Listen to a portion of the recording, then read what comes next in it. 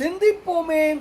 1826 அன்பர்தம் மன குகை உடையாய் மாதவ சிவஞான சுவாமிகள் விளக்குகிறார்.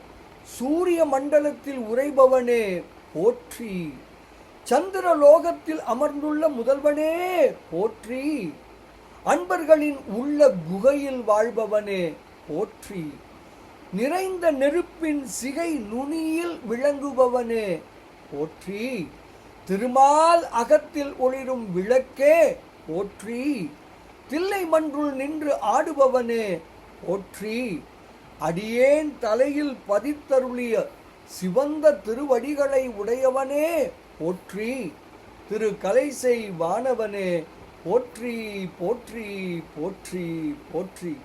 இப்படியாக அன்பரது மன குகையில் விரும்பி வாழ்வான் பெருமான் என்று விளக்குகிறார்.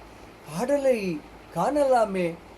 போற்றி செங்கதிர் மண்டலத்து உறைவோய் போற்றி, போற்றி சோமலோகத்து அமர் முதல்வா போற்றி, போற்றி அன்பர்தம் மனகுகை உடையாய் போற்றி,